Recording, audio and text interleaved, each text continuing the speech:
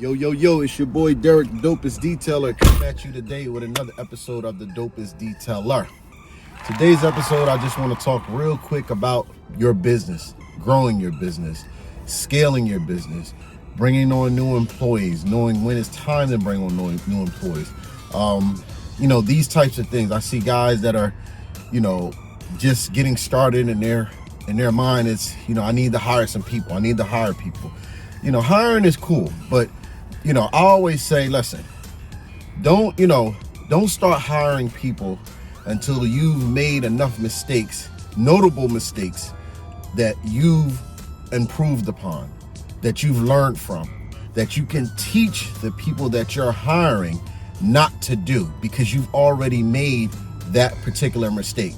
If you can't come up with a list of at least bare minimum 50 noted mistakes, notable mistakes that you've improved upon in your business, if you can't come up with 50 mistakes that you've made in your business, you shouldn't be hiring somebody. You need to make as many mistakes as you possibly can before you start bringing people on. Because when you make the mistakes, you learn from the mistakes, you improve upon the mistakes, then you can teach your new people how not to make the same mistakes that you've made. In the detailing game, there are a lot of mistakes that are going to be made. Mistakes are mistakes. You don't mean to make them, lessons are lessons. Sometimes you don't mean to learn certain things. You know how they say you have to learn the hard way? None of us want to learn the hard way. But unfortunately, with the business that we're in, things are going to happen. And guess what? You're going to learn the hard way. That's why it's important to take your time when you're scaling your business. Get to know your business, get to understand your business, the ins and the outs of the business, of the way you run your particular business. That way, when you bring people on, you can't be teaching them as you're learning the basics. Remember that. Think about that. You can't teach them the basics as you're learning the basics. You need to learn as much as you can. This is just my suggestion.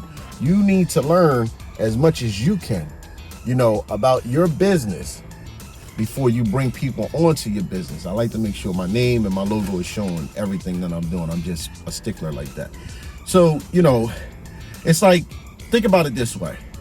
Another thing that came to my mind when I was thinking about this particular topic was, would you allow just anybody to babysit your baby? Would you allow a stranger to babysit your baby? Never met them before. They told you, I've been babysitting all my life, or 20 years, and I'm very good at babysitting. Unless that person has its family, and that's a whole nother conversation. But just trying to use the analogy of babysitting, you wouldn't allow a stranger to babysit your baby. That's the same concept when you bring people in and you say, hey, I'm just going to let you go out and I'm going to put you in a van and let you go do your thing. This business is your baby. You have to cultivate this baby yourself. You can't just trust it with anybody.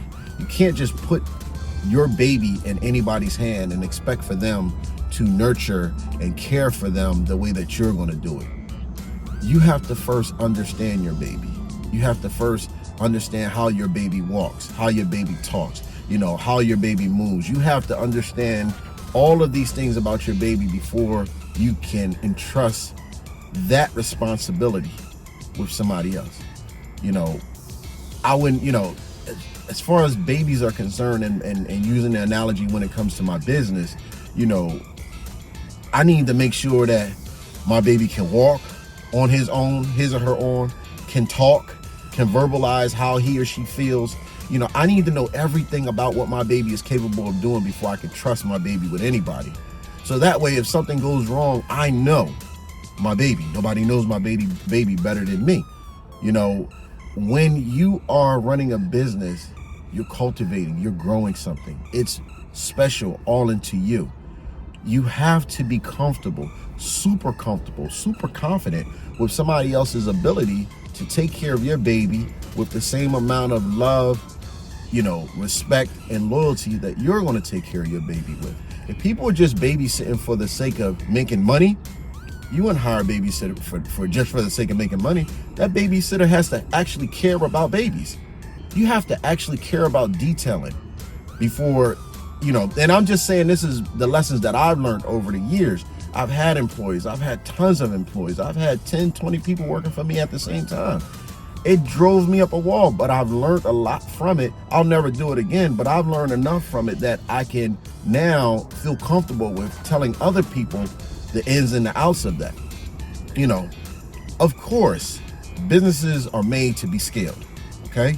You scale your business. You want to grow your business. You want to make it as profitable as possible, but you also want to be prepared, as prepared as possible for the pitfalls, for the things that are destined to happen.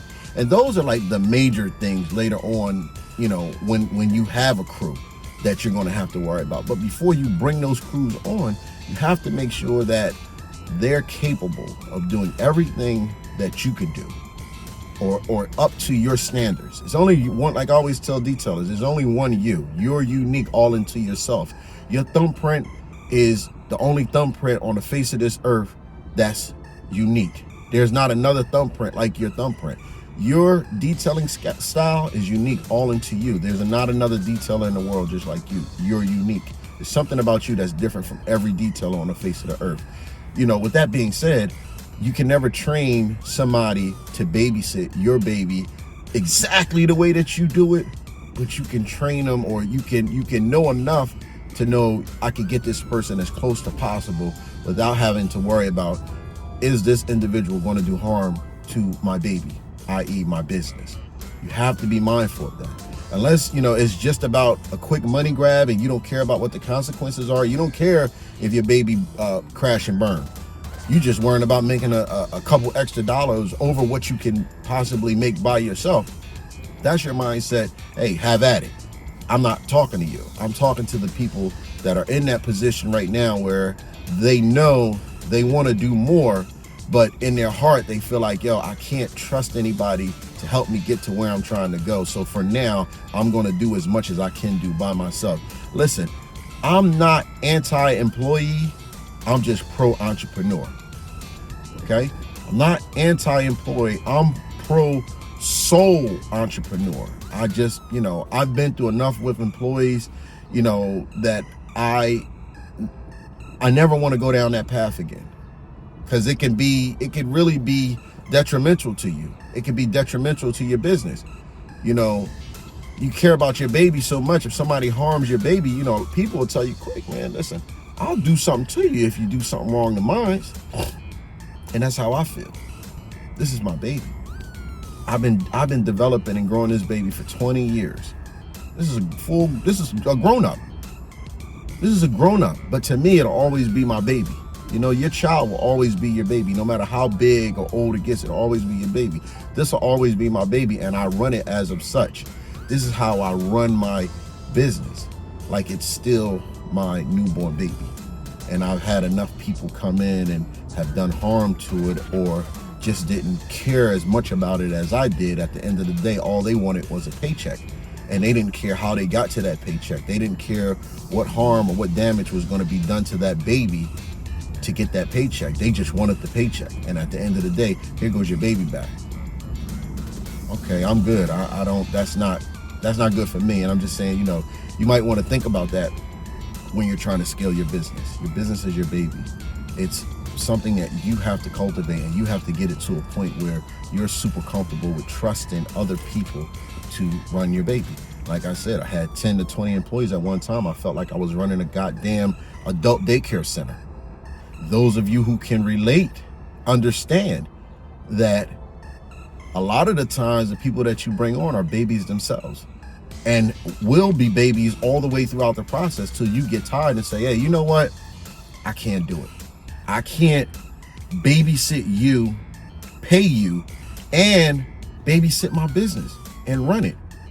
It's killing me. It's driving me crazy. I can't be the leader of an adult daycare center. I can't have a bunch of grown babies out here trying to grow them. That has to be already within the individual. They have to already be at a point where they're capable of growing themselves and growing with me. If you can't do that, then I can't can't waste my time, dealing with that. And I say this because I know a lot of people are probably like, well, this guy works by himself. He's not making money, blah, blah, blah, blah, blah. I make good money. I'm gonna just put that out there. I make good money. I'm not complaining. Put it that way. I'm not complaining. Okay. And although I'm here to make $1, the dollar isn't my driving force. It just so happens to show up after I do what I enjoy doing. The difference between me, you, and a lot of other people that don't get that concept is what I do is bigger than the dollar. It used to be about just $1 until I learned that the dollar is just a byproduct of what it is that I'm doing.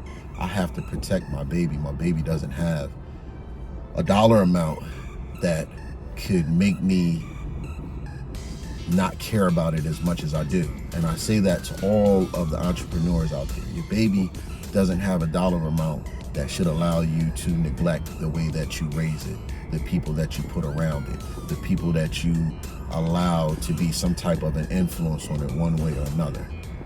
It's your baby. You have to be conscious all the time of your baby and how you raise it. That's my message for today. I'm at my location, ready to get it in. It's cloudy outside. That ain't stopping nothing. Car's going back in the garage anyway. It's just getting its weekly maintenance, putting it back up, and it's done. And again, like I said, it's grind time all the time. It's never, I'm always thinking of a way to improve upon what I'm doing, and I'm always learning. I always tell people when you stop learning, you stop growing. When you know it all, there's nothing else. You just quit, because you're not putting yourself in position to learn. I come out every day. I learn something every day. I literally learn something every day. That's my goal. One of my goals of many, small goals that I set for myself every day. Go learn something.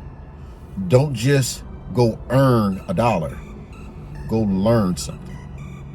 When you come back in with some money, yes, but come back in with some knowledge too. Come back in with something that you learned. Come back in with something that's more tangible than a dollar bill.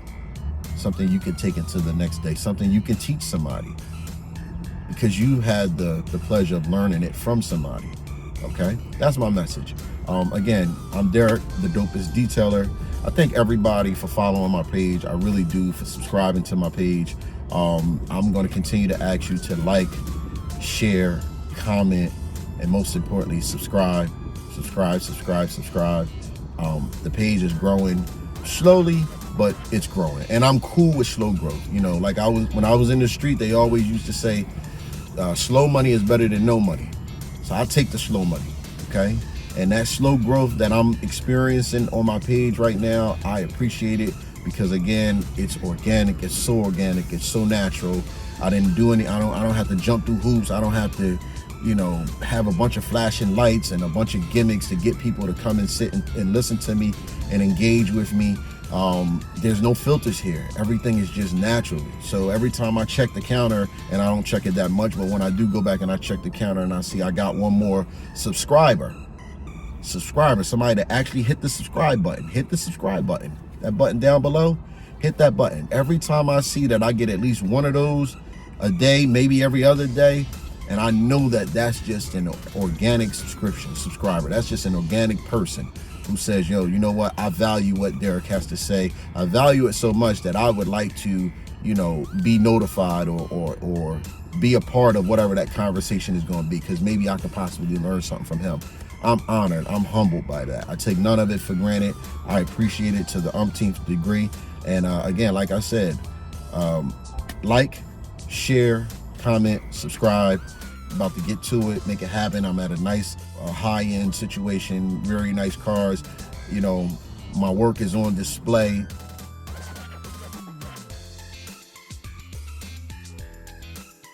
I'm giving an experience, and I'm auditioning at the same time. I always tell you guys that when you're dealing with your clients, you're giving the client the experience, and you're giving the other people that are possibly going to do business with you, you're auditioning for that position to be their guy. With that being said, I'm going to say peace. God bless. Have an amazing Sunday. Again, like, share, subscribe. It's your boy Derek, the dopest detailer, and I'm out.